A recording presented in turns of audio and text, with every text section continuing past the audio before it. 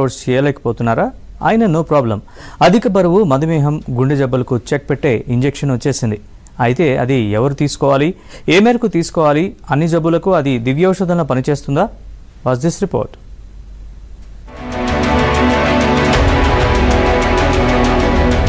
అధిక బరువుకు, ఊబకాయానికి చెక్ పెట్టే మరో ఇంజెక్షన్ భారతదేశంలో అందుబాటులోకి వచ్చింది.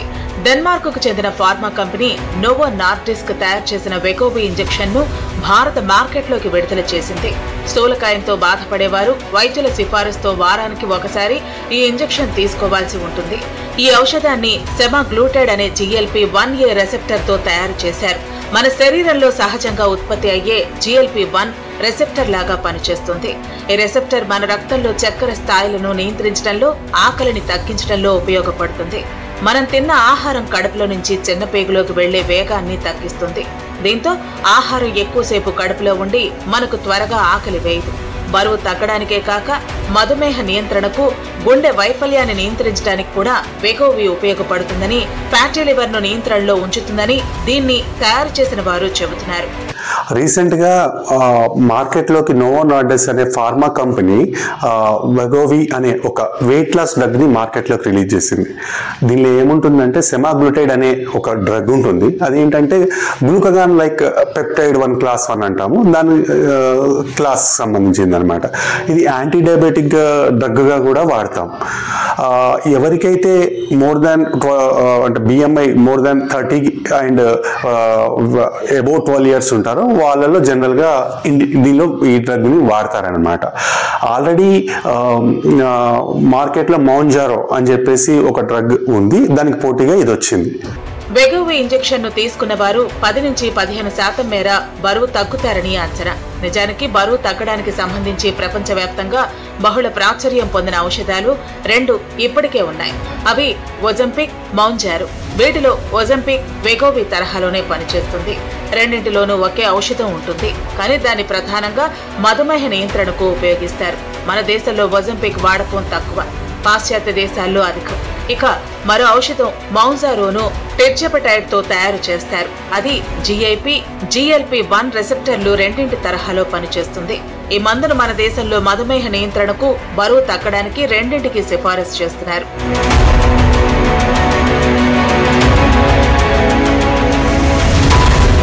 వెగోవి ఇంజెక్షన్ 0.25 మిల్లీగ్రాములు, 0.5 మిల్లీగ్రాములు, 1 మిల్లీగ్రాము, 1.7 మిల్లీగ్రాములు, 2.4 మిల్లీగ్రాముల మోతాదుల్లో లభిస్తుంది. ఒకే ఇంజెక్షన్లో 4 మోతాదుల మందు ఉంటుంది. వీటిలో 0.25 మిల్లీగ్రాముల నుంచి 1 మిల్లీగ్రాము దాకా ఏ డోసు డెలివరీ డివైస్ తీసుకున్న ధర 17,345. ఇక 1.7 మిల్లీగ్రాముల మందు 4 డోసులున్న ఇంజెక్షన్ వెల 24,280. అదే 2.4 మిల్లీగ్రాముల మందు 4 డోసుల వెల అయితే 26,015. మొదటి 4 డోసుల తర్వాత ఫలితాల ఆధారంగా తర్వాతి డోసులను వైద్యులు నిర్ధారిస్తారు. వెగోవిని వైద్యులు ఎవరు పడితే వారికి సిఫారసు చేయరు.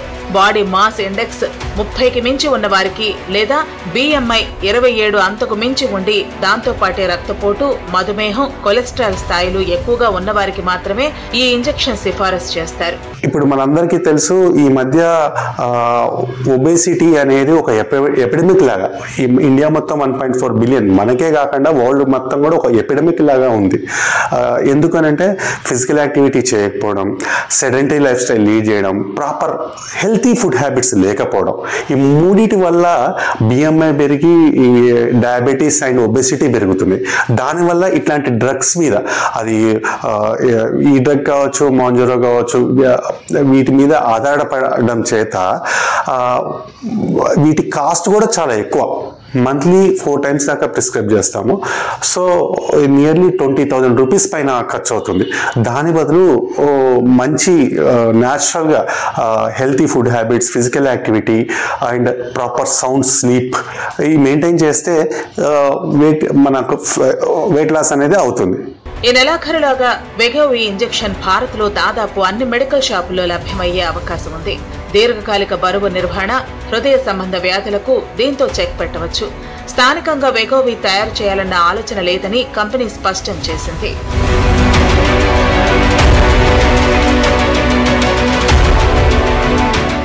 భారతదేశం ప్రపంచ డయాబెటిక్ స్థూలకాయల రాజధానిగా మారిపోయింది. స్థూలకాయం సునామీలా వ్యాపిస్తోంది. జనాభాలో 3వ వంతు మంది అంటే 44.9 కోట్ల మంది 2050 కల్లా స్థూలకాయలవుతారని అంచనా వేసింది. వారిలో 21.8 కోట్ల మంది పురుషులు, 23.1 కోట్ల మంది స్త్రీలని తెలిపింది లాంచెట్ సంస్థ. టైప్ 2 మధుమేహం, గుండె, రక్తనాళ వ్యాధులు, ఫ్యాటీ లివర్, హార్మోన్ల లోపం, వ్యంధ్యత్వం, కొన్ని రకాల క్యాన్సర్ల వల్ల స్థూలకాయల సంఖ్య పెరిగిపోతుంది. స్థూలకాయం ఆరోగ్య సమస్యగా మారింది.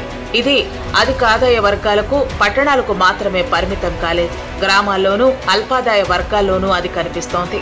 స్థూలకాయ నివారణ గురించి ప్రజల్లో చైతన్యం తీసుకురావాలని నిపుణులు సూచిస్తున్నారు. వీరందరికీ ఈ టీకా ఒక వరంలా వచ్చింది.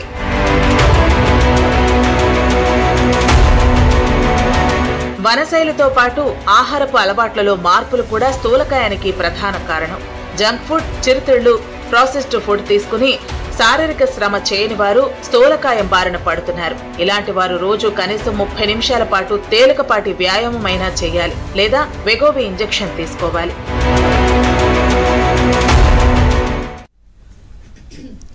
ఇవి వాటి సిగ్నేచర్ విశేషాలు. అప్డేట్స్ కోసం చూస్తే